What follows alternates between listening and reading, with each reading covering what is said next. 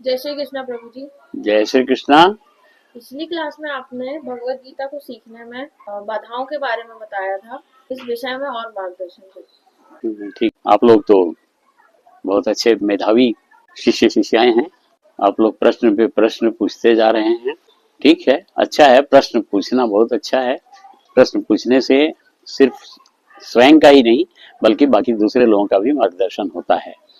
तो मैं आप लोगों से निवेदन यही करूंगा कि आप प्रश्न पूछने में संकोच ना करें। आगे भी आने वाले क्लासों में आप प्रश्न पूछते रहें। पिछले क्लास में जो मैंने आप लोगों से चर्चा की थी कि संस्कृत भाषा एक बड़ा कारण है जो जिससे संस्कृत का ज्ञान न होने के कारण लोगों को भगवत गीता समझने, सीखने, पढ़ने में भी कठिनाई होती है। तो जब पढ़ना ही नहीं जानेंगे तो फिर आगे सीखना और समझना तो बहुत दूर की बात है।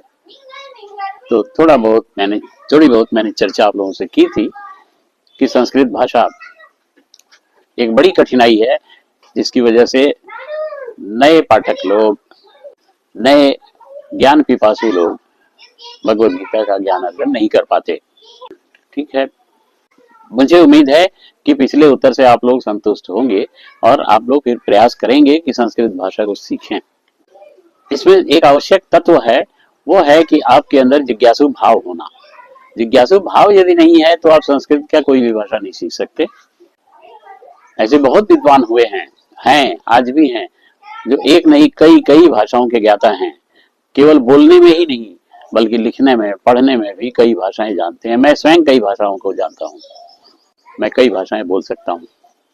तो जो हमारे दर्शक हैं उनसे मेरा निवेदन है कि आप संस्कृत भाषा पर और कोई भाषा नहीं तो संस्कृत भाषा पर ध्यान दें और भगवत गीता को समझने का प्रयास करें।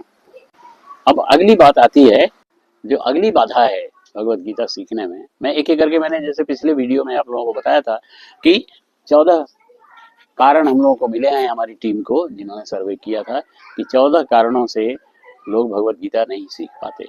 तो दूसरा कारण के ऊपर मैं आज चर्चा करूंगा। वो कारण है कि चूंकि भगवत गीता संस्कृत भाषा में है, जो अर्जुन और कृष्ण के बीच जो संवाद हुआ वो संस्कृत भाषा में हमें लिखित में मिलता है, तो हमें उसका अनुवाद ही पढ़ने को मिलता है। अर्थात संस्कृत भाषा में जो भी लिखा हुआ है या जो प्रिंट उपलब्ध हैं हमारे पास सामने, केवल हम संस्कृत पढ़ें तो भगवत गीता बिल्कुल कुछ समझ में नहीं आती। तो फिर हमें टीकाओं पर, भाष्यों पर निर्भर होना पड़ता है। अर्थात किसी अन्य लेखक के द्वारा, किसी अन्य विद्वान के द्वारा लिखा हुआ भाष्य हमें पढ़कर उससे भगवत गीता को समझने का प्रयास करना होता है। अब दिक्कत यह है कि देश और विदेश में भगवत गीता के ऊपर सैकड़ों टीकाएं मिलेगी आपको। पुस्तक बाजार में आप जाएंगे तो सैकड़ों टीकाएं उपलब्ध हैं। नए पाठक के लिए एक भ्रम वाली स्थिति पैदा हो जाती है कि मैं कौन सा टीका पहले पढ़ूं या कभी भी किस लेखक की टीका पहले पढ़ूं। तो मैंने अभी जो जिज्ञासु प्रवृत्ति की बात की, अगर जिज्ञासु प्रवृत्ति है तो व्यक्ति एक नहीं, एक के बाद एक, दूसरी तीसरी पढ़ सकता है। लेकिन कम से कम नया पाठक के लिए ये बड़ा दिक्कत वाली बात हो जाती है, वो समझ नहीं पाता कि पहले कौन सी टीका पढ़ूं। हाँ, यहाँ पर ये बता दूं कि सबसे पहला भाष्य श्रीमद् भगवत गीता के ऊपर आदि शंकराचार्य जी ने लिखा, जो कि बाजार में आपको उपलब्ध है शंकर भाष्य के नाम से। परंतु विडंबना यह है कि शंकर भाष्य भी संस्कृत में लिखा गया, आदि शंकराचार्य ने भी संस्कृत में ही भाष्य लिखा। फिर उसका अनुवाद हमारे सामने है, मिलता है अनुवाद पढ़ने में। तो संस्कृत की भगवत गीता, उसका भाष्य संस्कृत में और फिर उसका अनुवाद हिंदी में हमें पढ़ने को मिलता है। कुछ इंग्लिश में भी अनुवाद मिलते हैं। कई टीकाकारों के लेख जो हैं भगवत गीता के संबंध में मिलते हैं, इंग्लिश में भी मिलते हैं, कई भाषाओं में लिखे गए हैं। तो नया पाठक के लिए ये बड़ा भ्रम वाली स्थिति हो जाती है कि कौन सी टीका खरीदें या कौन सी टीका पढ़ें।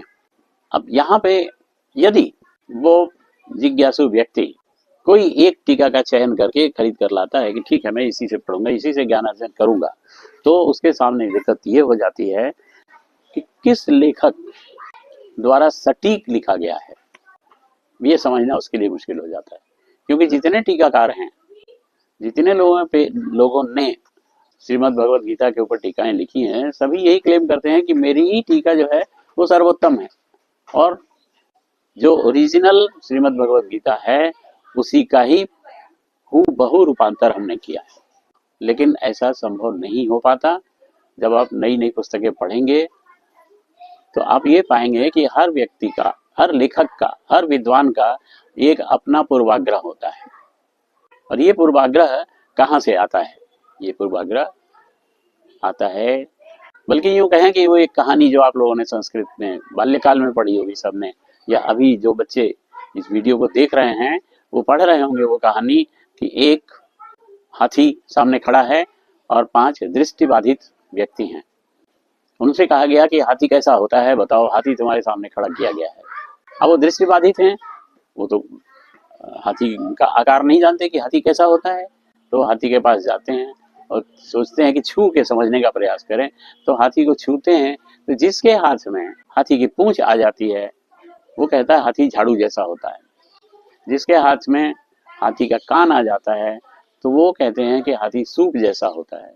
जिसके हाथ में हाथी का पैर आ जाता है तो वो कहता है कि हाथी खंबे जैसा होता है।